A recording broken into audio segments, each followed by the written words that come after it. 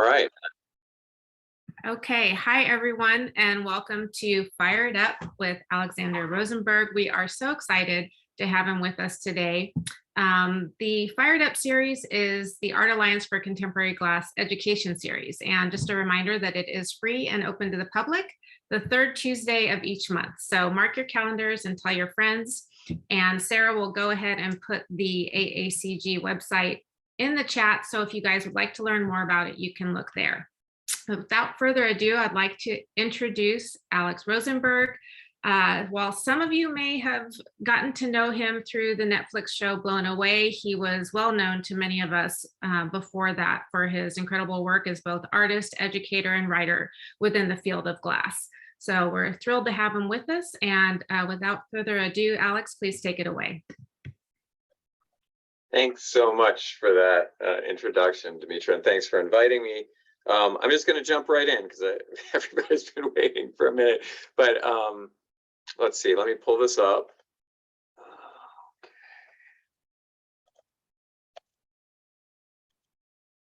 So, excellent.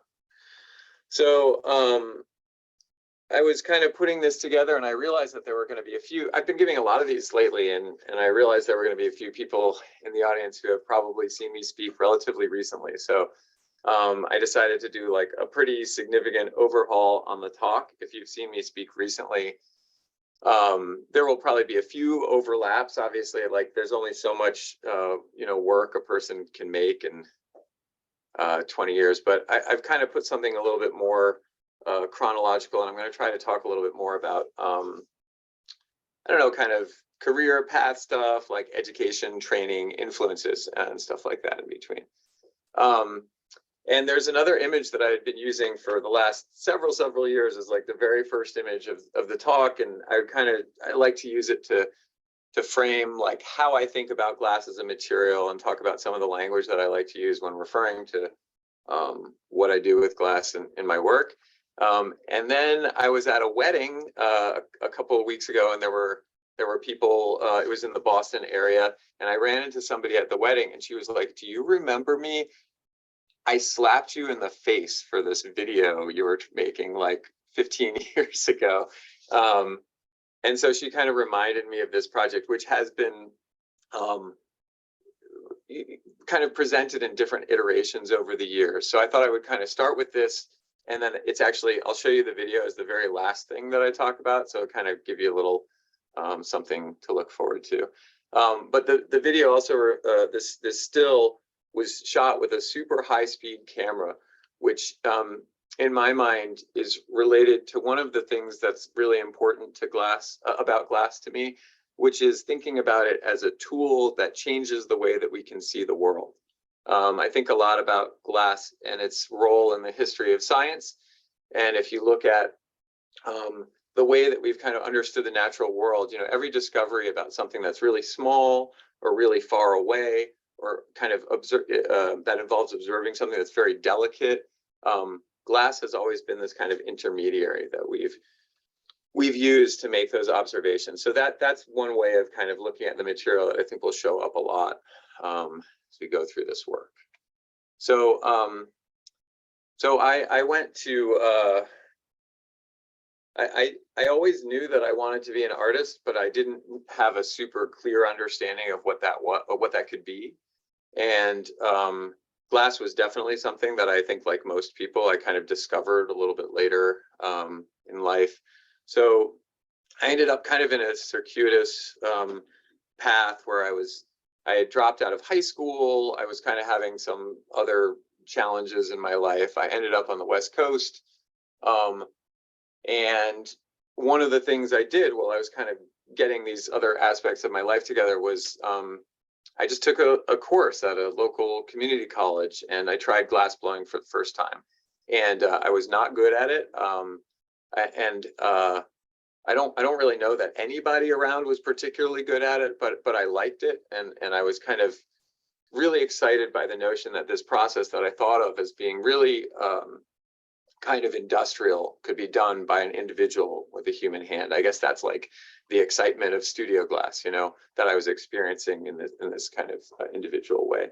So I ended up, you know, getting the high school diploma eventually, and I did get into art school, and I ended up going back to the East Coast to go to RISD. And when I arrived there, I still thought that I wanted to be a painter, but I showed up in the glass program just to kind of check it out, see what they were doing.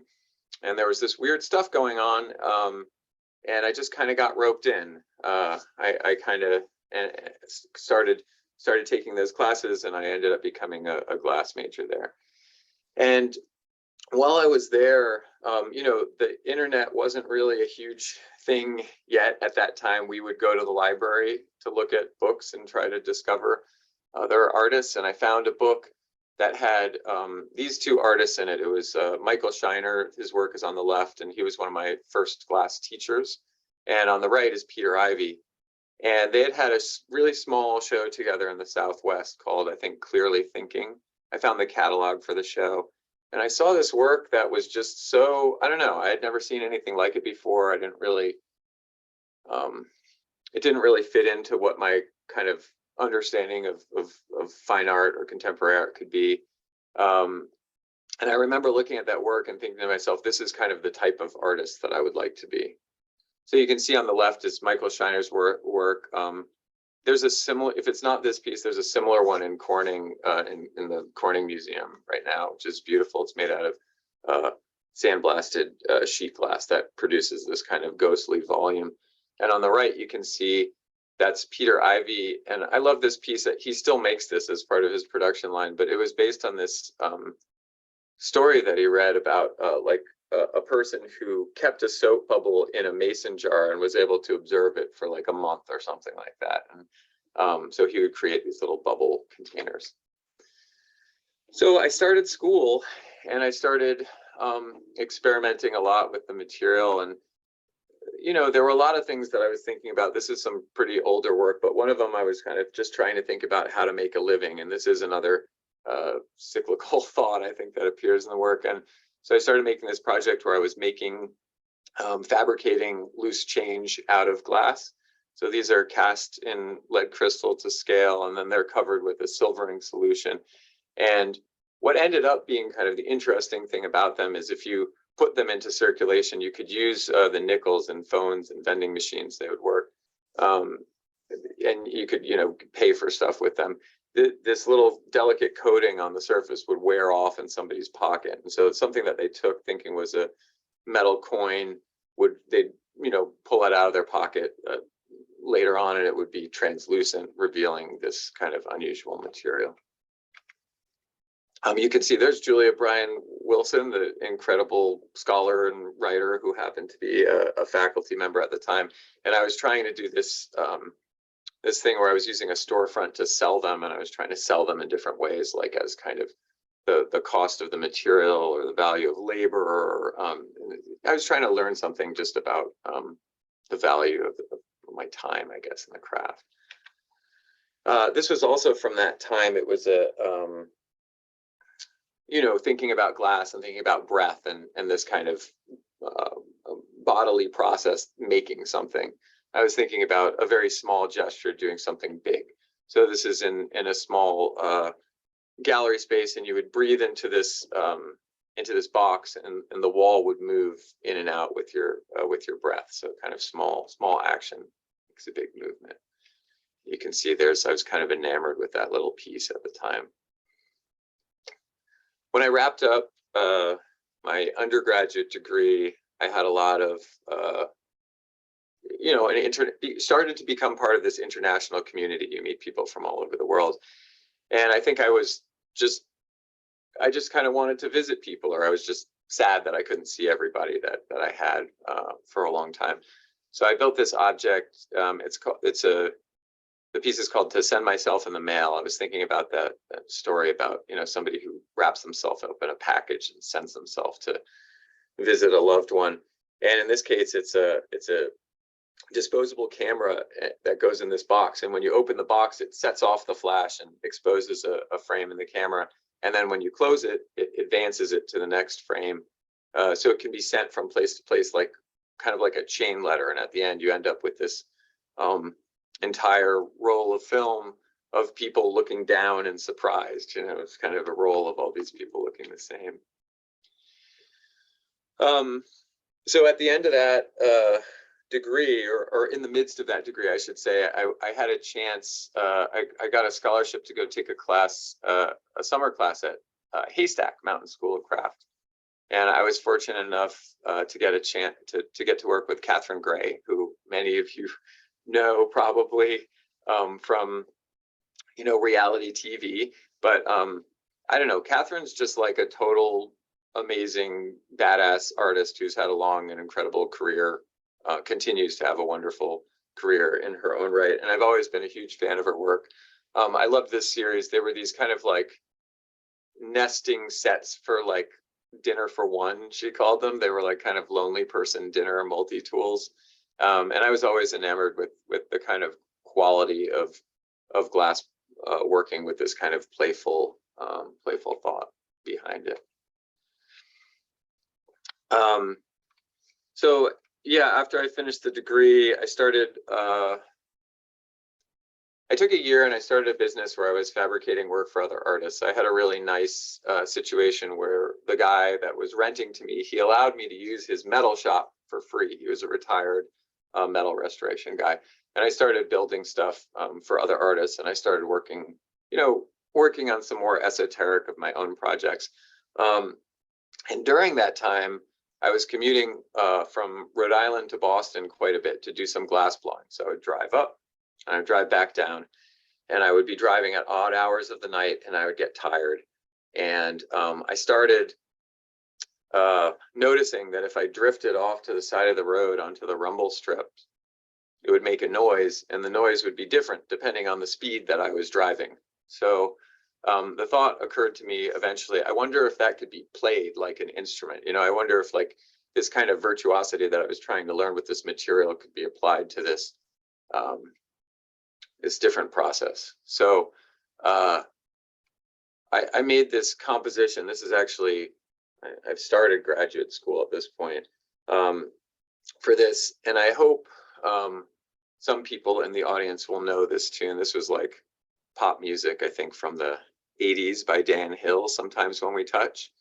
So I made an arrangement for it to be performed by, I think it was 6 cars being driven at different speeds.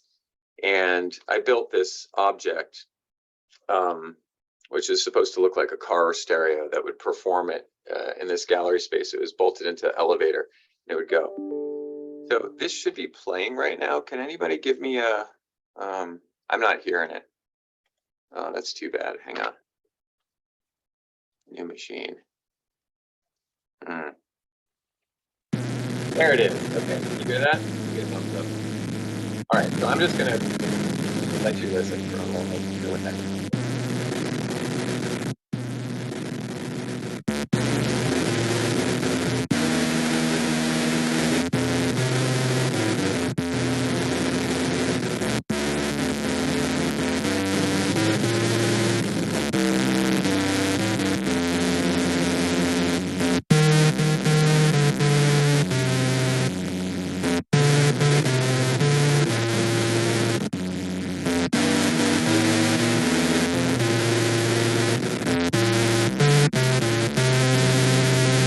Okay, so here comes the hook.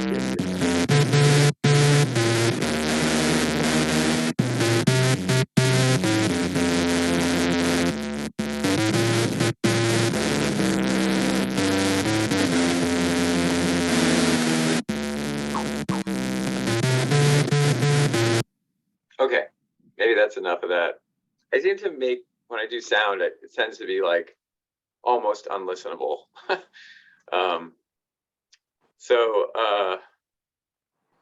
This is one of the people that was kind of influential to me when I was working in graduate school. I went to MIT and I went in a program called the Visual Arts program. I had finished this kind of intensive undergraduate work that was focused on a specific material, And I thought I should do the opposite for graduate school. I should have something that wasn't specific to any material whatsoever.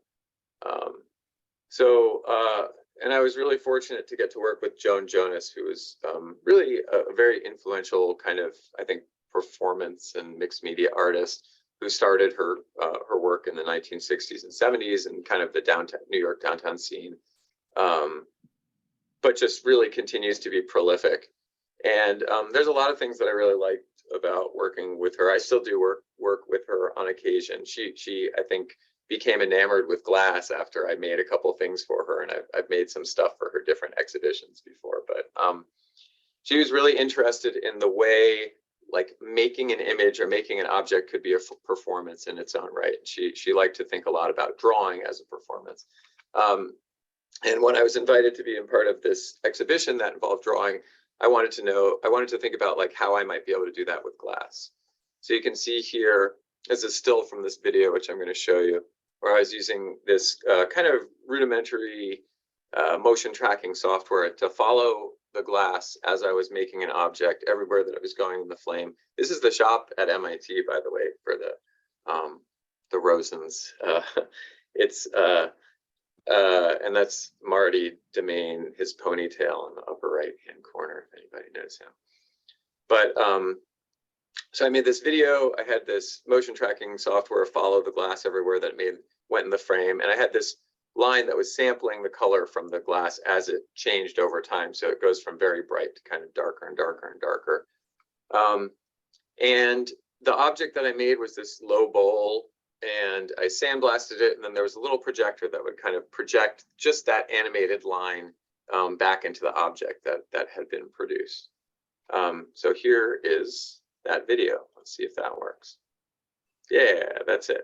I won't do. Oh, and that's Peter Hauk, who still runs that studio. He was a lovely guy and helped me out a lot. And you can see the way it kind of leaves this trail along behind it, and the trail gets thinner and changes over time.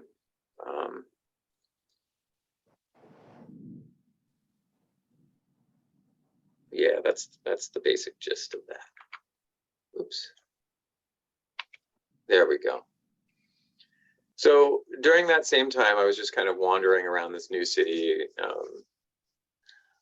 trying to, just asking a lot of questions and thinking about things to make this work. And I ended up finding this engraving in the Fogg collection at Harvard.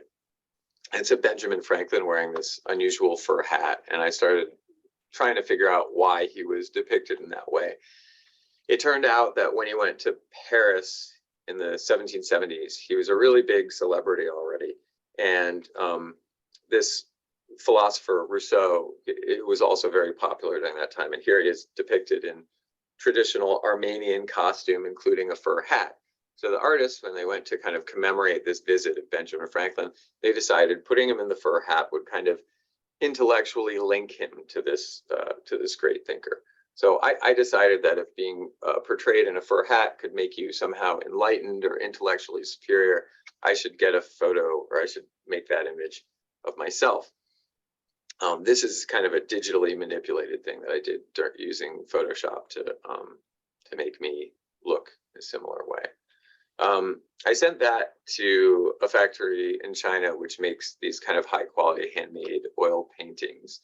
And I had it turned into an actual painting. And behind the eyeball of the painting, it hangs on a wall in a gallery. There's a teeny little hole in the eye, and there's a surveillance camera. And as people walk into the gallery space and look at the painting, their image gets projected onto this closed circuit monitor underneath another fur hat. So they're kind of also enlightened, I guess, against, without their knowledge or consent. This is another very Boston specific thing. This is Somerville, Massachusetts, actually. But, just thinking about glass as this different way to see the world. And one of the things that I'm doing in the studio all the time, if anybody here is interested in glass blowing, is like trying to make stuff radially symmetric. That's a big thing that I think about all the time. It's like spinning things, keeping them on center and making them round. And when I stumbled upon this house, walking around in Somerville, I thought, maybe that's a way that a glassblower would make a house. Maybe this is like what a glassblower would do architecture as. And as I looked into it, it turned out the person who built it, Enoch Robinson, he was not a glassblower, but he was involved in an early patent for a glass press, which is, one of America's really big contributions to the glass industry.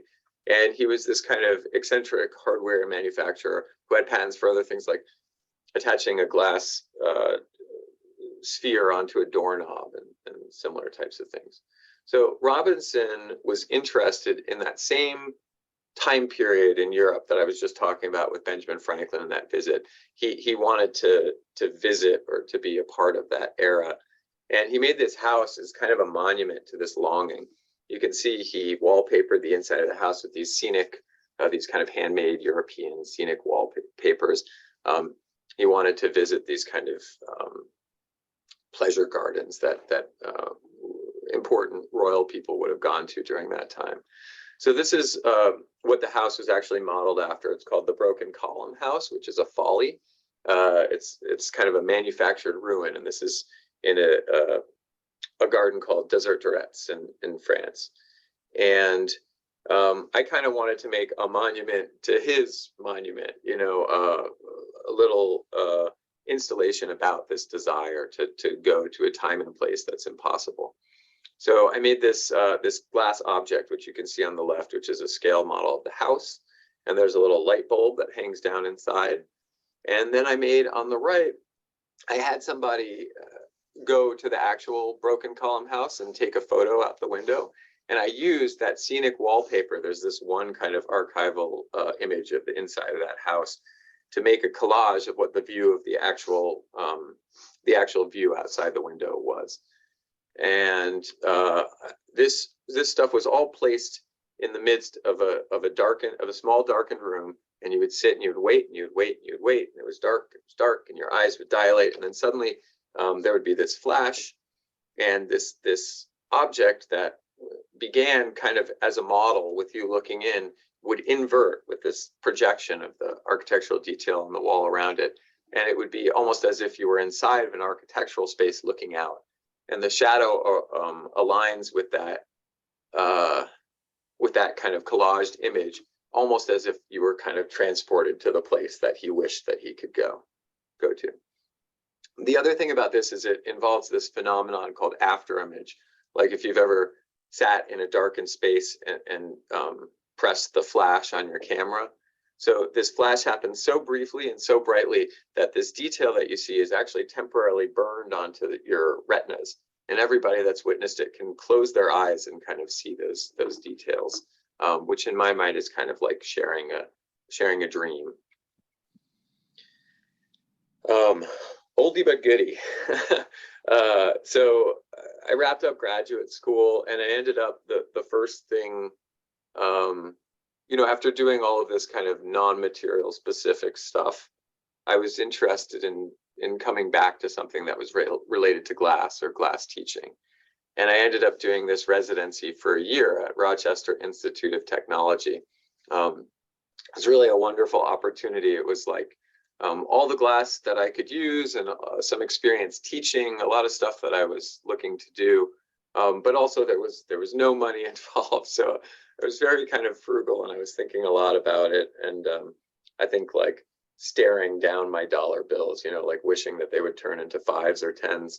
And I was looking at the portrait of Washington on the dollar bill, and I was like trying to get my face to match his face. Like, could I just by like contorting myself or focusing hard enough make an expression that was similar to it? So here's a little video projected onto the dollar bill. This is like, it's an actual dollar bill with the face that's erased.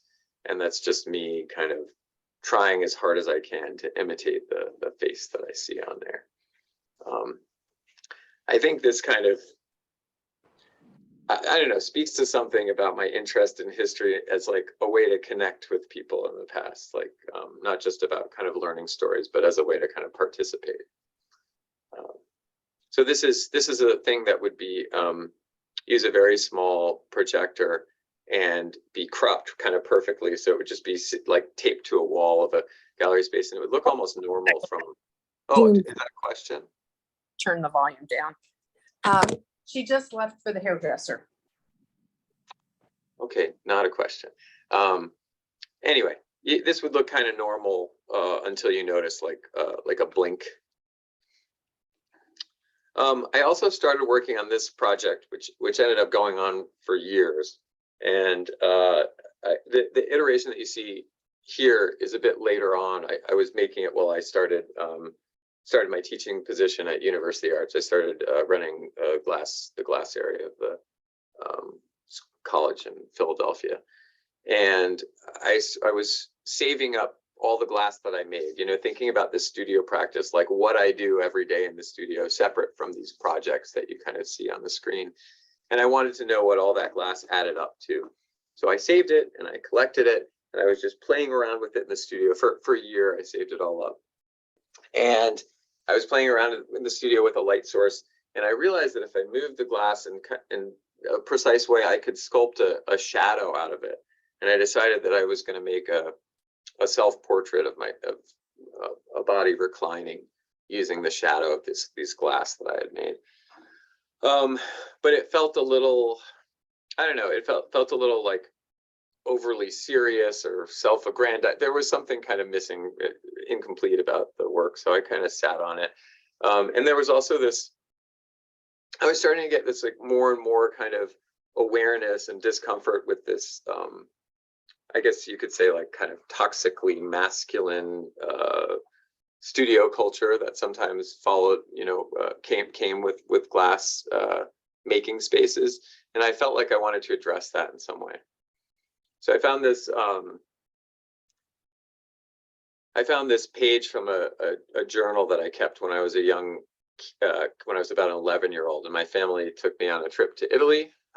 We went to Venice, and I visited the Guggenheim there, and I saw this sculpture by Marino Moroni called Angel of the City. And this was commissioned in 1947 by Peggy Guggenheim, and it was controversial for, I'll let you guess the reason, but it's kind of a big deal, and a way to compromise for having the sculpture in a public space. They decided that the phallus should be unscrewable, so it was threaded into the rest of the sculpture. And the idea was, if somebody really important or young people were coming or whatever, the Pope, something like that, they would unscrew that phallus, like put it in a nice hidden place and have an appropriate sculpture. You can see here, there was a problem with it getting stolen all the time, so it was finally welded on. This is a photo that I took. I went and visited recently. This is the other side of the statue. And then of course, like in my mind, I'm like, well, there should be different sizes and orientations for different visitors, like what's the cutoff for like who gets it and who doesn't. So these are some of the things that were on my mind when I figured out how to finish my project. So you can see there's this kind of portrait of a reclining shadow, and this ended up being shown in a couple different places, but it was the job of the gallery staff. So that errant shadow is made by a pencil left on these drawings that were littering the light source there, drawings of the different vessels in there. And it's the job of somebody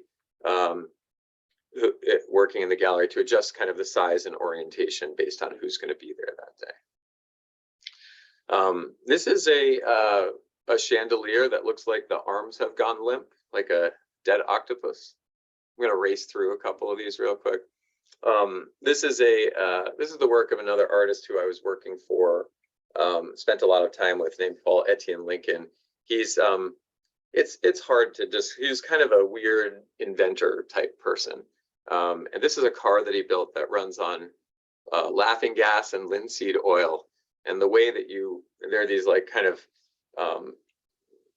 special clothing that you wear that adjusts based on the way that you drive the car, adjusts like how rigid or loose you can sit in the vehicle. And he ended up selling this to like a Italian prince or something like that. So so this is kind of early living in Philadelphia, and I wanted to make this this piece were kind of a different way to learn about how to navigate the city. So I went into the place where all these carriages line up to take tourists around, and I collected a tiny, there he is, a tiny praying mantis, a baby praying mantis, and tied it to the carriage. And I let him walk around on this map of the city, and the 3D printed carriage has a pencil in it, and it makes a drawing of the path that the bug has taken. And then I go into the city, and I take a recording of the sound of the bug walking on that glass sheet. And I have these little solar-powered FM transmitters that you can tune in to a frequency and follow this path by listening to the sound of this giant bug walking around in front of you.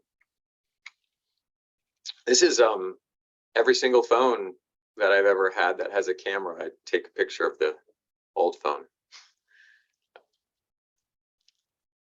I'm going to skip a couple of these because, you know, we got started a little slow, and I want to make sure that we have time for questions and things like that. But yeah, maybe I'll skip this. Yeah. Okay, so another kind of Philadelphia thing. I was kind of trying to figure out what my arts community was in this new city.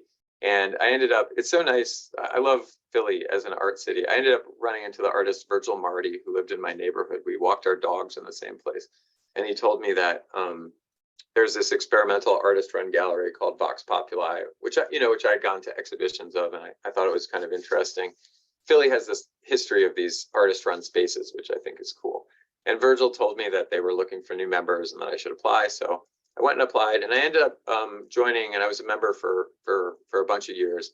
And it was really great to be involved with this space that was, not commercially driven. It was artist run, so the kind of decisions about programming and things like that were made collectively. It was a really interesting way to be a part of an arts community and get to make work, that I might not have been able to otherwise. And this is a body of work that started happening there. This is one piece in particular. It's called Epitaph. It's there's a very thin piece of sheet glass that leans against the wall, and it's inscribed with a diamond stylus that you can barely read the marks except as a shadow. And as this candle burns down, it projects one line at a time onto the wall behind it. And it reads what I hope it will say on my tombstone: Alexander Rosenberg, he tried. This is so this is my I started getting interested in neon, and I also kind of wanted to communicate my health to the neighborhood. So I made this giant neon sign that goes on the top of my house, and it hooks up to me as I sleep at night, and it beats with my heartbeat. So people in the neighborhood, it's interesting, the people in the neighborhood kind of learned how to read it. I asked my doctor if she would look at it through a telescope. She said no. I just wanted to show this kind of how these projects kind of percolate over time. This is something I did at Pilchuck a few years ago when I was taking a neon course, and I wanted to use this neon shape and revolve it to work on making, it's kind of like a prototype for a vessel, or in my mind, it's similar to like 3D modeling on a computer, but with something very, very analog. And I got a chance to revisit this recently for this exhibition I was doing in Montana. We went out to the darkest spot we could find, and I made this neon with the help of this wonderful guy named Ben Keneally, who's a professional sign bender, and made another version of this piece. I'm actually going to skip over this one too. So the most recent kind of professional activity that's been going on is I've been teaching at Salem Community College for the last several years. That's actually where I physically am right now. This is the place with unreliable internet, apparently. And then I just recently took this directorship at Wheaton Arts, which is where I'm spending most of my time these days. And one of the things that's been going on in my studio, I did this residency at Rare. It's called Recycled Artists in Residence in Philadelphia, dealing with kind of it's the dump, basically. It's like the waste stream. And there's this body of work that I've been working on that's trying to kind of imagine these waste materials, imagine kind of a material vernacular that's based on what gets wasted, like what's in plentiful supply when people when people create waste. So this one is a prototype that I'm working on for a chandelier that uses electronic waste. So there's like a single candle, and then projected onto each one of the arms is this video screen of the candle, like 12 times all the way around. And I'm actually working on that for an exhibition in Philly that's going to open in October. Okay, last thing, I'm going to run through a few of these. I'll skip over some of them too, and then if you have questions, we can talk more about blown away stuff. But before I started teaching at Salem, I kind of had really invested in this academic career, and it wasn't working out. And I finally left, and I didn't really have anything to do, anything going on. Didn't really know where I was going to go or what I was going to do. So I just kind of started applying to everything, including when I saw that there was a reality TV show about glassblowing. It seemed like a horrible idea. I'm not going to lie. It sounded like something that was, I didn't really know that much about reality TV, and my idea of it was kind of pretty trashy.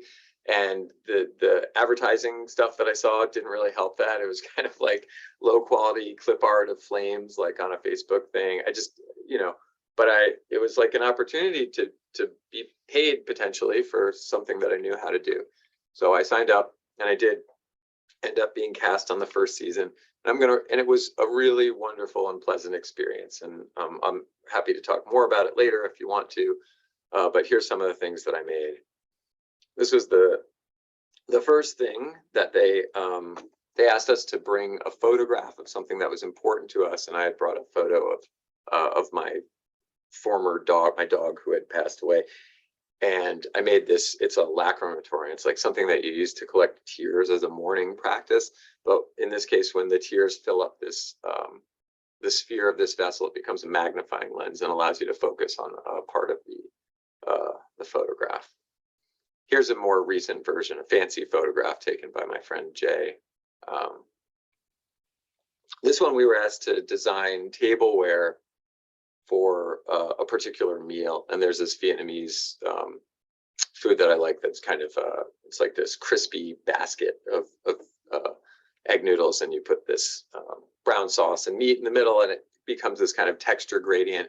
And the problem is it's impossible to take as takeout, because it gets soggy. Like, the best thing about it is that it's like soft in the middle and crunchy on the outside. And so I made this kind of permeable membrane on the top by dripping the glass in water. And the sauce in there slowly goes down into this vessel and goes through the legs of this central object, are little spouts, and slowly is kind of infused into the noodles below. I wish I had made this better. It's a chandelier that, it's kind of similar to the piece that I was talking about before. It's a chandelier that anticipates this kind of collapse of electric infrastructure. So there's a light bulb for now, but when that runs out, it can hold some candles. This was a large decanter. It was designed for absinthe, and the idea was that there would be this kind of performative aspect. You'd have to pour very slowly, and this bright green liquid would kind of stream down the sides of this vessel and make a lot of noise.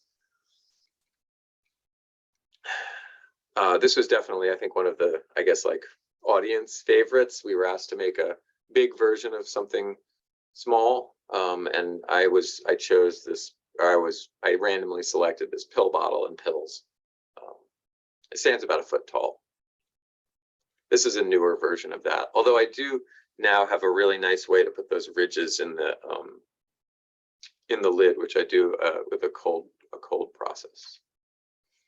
This was collaborative with me and Janusz Pozniak, and it's kind of a simple idea where we wanted to make something that looked heavy that was actually light, and then we wanted to make something that looked light that was actually heavy. So we had soap bubbles and kettlebells that were doing this impossible balancing act. It looked like it shouldn't have been able to balance in the way that it was being supported. This one was based on the research of a former partner of mine, Dr. Elaine Ayres, about these kind of collecting practices in the 19th century, and the impossibility of some of these specimens, these very delicate specimens that were trying to be transported from the tropics back to European greenhouses. And there was an object that was designed for that, like a little mini portable greenhouse called a Wardian case. And I was captivated by this image of like this kind of mini piece of glass architecture and this wilting specimen inside that, you know, couldn't survive the journey back to Europe. Here's a more recent version of one of those that I made for somebody. There's some things that you can just do a lot nicer in your studio at home.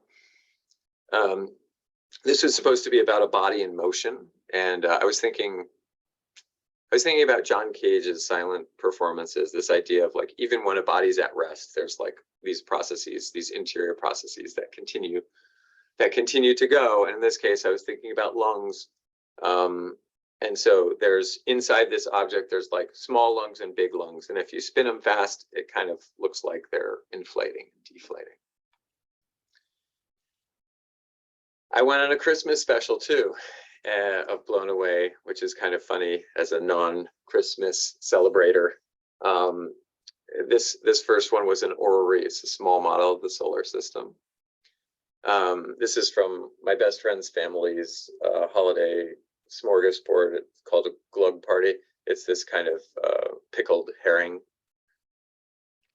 And finally, this was a series of Christmas tree decorations that were about this idea of sublimation. It's like when a liquid goes from a frozen state to gas, like skips water. So that topper was meant to be kind of representative of a big cloud. And finally, as promised, I'm going to play this while we start having questions, even though sometimes people don't want to ask questions when this is going. This was shot with this ultra high-speed camera. I was asking people to slap me in the face in the hopes that slowing down this kind of violent action would reveal something different. You know, looking at it differently would show something different. And it does look like some of them become like affectionate looking, or almost like a caress. So as this plays in the background, I'll happily answer any questions that anybody has. Or we can also just sit silently and watch it. If anyone has any questions, please put them in the chat. Don't be shy. I think what's interesting to me, Alex, is that there's so much investigation and introspection that goes into your work. And I would think that that would be difficult to translate in an environment like Blown Away that's so spontaneous. But you seem to really thrive there as well. You know, I think it is the hardest part of doing that. Those competitions is like always kind of coming up with the next thing that you're going to do, and to come up with it within these kind of constraints of like, you know, you're only allowed to use this material. You know, like I kind of like to, I think of a lot of my work as kind of project based, and I really like to choose the materials kind of based on what it's about, you know. It happens that I think a lot of the things that I'm interested in are very glass specific or glass related. So that's kind of an about face, you know, that kind of, but I think it's also interesting, or it's like a challenge. It encourages me to make work that I don't think I would have made otherwise. And, you know, but it's still work, you know. It's just kind of, it's different, and it's for a different. I'm also realizing that like the audience situation is different. You know, making work on reality TV is different than making work for an exhibition or making work. It's just a different thing. So, but I appreciate that comment. I mean, that, you know, that some aspect of these other projects kind of comes through that is, I guess what I hope. Let's see. And how did you come to your position at Wheaton Arts? And can you tell us a little bit more just about what's going on there right now? Anything that you would like to share with the group? Sure. Yeah, it's a new thing for me, and it's something that came up pretty kind of organically, but quickly. So I'm still, I think, figuring out like what it is for me to be there and kind of what the role looks like. But you know, we're open to the public Thursday through Sunday. I blow glass in front of the public occasionally, so that's, you know, if anybody's in the area, we'd love to see you down there. And we have a lot of different programming, including, you know, lecture series. We have education. There's a wonderful museum. There's a folk life center. So there's a lot. There's a lot that people can do there. I think some of the things that I'm the most excited about are like the fellowship program. So the CGCA, it's called the Creative Glass Fellowship now. I was a fellow there in 2017, and or maybe I think it was 2018. And it was like a really good life-changing experience, you know, giving kind of unlimited space and resources to an artist for 3 months, and a little bit of money to just do what they're going to do. So I think that's like one of the more valuable things that we do for kind of the glass and the arts community. I think we're kind of beefing up like the education programming, and that's something that I feel comfortable with, you know, with kind of my history as an educator. And I'm excited about all of our classes for the fall, which, you know, anybody can check out on our website. And I see that's such a good question, Fallon. People can apply for the fellowship by going onto our website at wheatonarts.org. I do see a couple other questions in the. Yeah, please go ahead. Rebecca Yang wants to know if you have any future projects exploring more intersection between electricity with your work in glass, like the record player, for example. Sure. I actually have a project that I'm working on right now for an exhibition in Toledo at the Toledo Art Museum in September, opening in September. That's looking at the history of Magic Lantern, which is like kind of a proto-cinematic device. It was like a slideshow, but there were sometimes these elaborate slides that had like an animated quality to them. They're kind of moving pictures before the means of creating a moving picture that we're used to. So I'm using some kind of high-tech glass materials and some very, very low-tech materials to try to produce a little kind of animated show, I guess, for that. And I have this other thing, I think this chandelier thing, it uses most of the electronic waste, comes from like LCD screens for backup cameras in cars. And that's going to be at a gallery in Philly called Commonweal in October. Great. And do you have any plans to do any courses or talks back in the Pacific Northwest? Oh man, I'd love to. I'll kind of go wherever I'm invited. So if that's, but no, there's nothing on the calendar right now. You are formally invited. Thank you. I'll show up in the next couple of weeks. Okay. No, I appreciate that. Please do feel free to get in touch with me or send me an email or whatever. Yeah, you can go to Alex's website. He has his email on there. I also put it in the chat thread if you'd like to contact him. There we go. Yeah, that's the website, and that's my like Instagram. If you want to follow me on the social media. That's the way to go. And Rebecca also wants to know if you will be making any appearances on Blown Away season 3. My feelings are a little bit hurt that I wasn't involved at all in the 3rd season. No, I'm just kidding. My feelings aren't hurt. I think I've spent enough time, involved in those things. But there are some really amazing people, including Grace Whiteside, who was just a fellow at Wheaton Arts, and John Moran, who's like a Philly native that's now living in Belgium, who's a good friend of mine. So there's definitely some good people to root for in that series, and it is coming out in its entirety on Friday, on this Friday, 22nd. All right, well, I'm going to go ahead and stop recording, and people, if you want to unmute yourself and chat with Alex directly, you can do so. And just a reminder, here on the screen is both his website and Instagram handle, and in the chat we have a list of his upcoming things, like where you can buy his work and exhibitions and so forth. I'm going to also stop sharing my screen and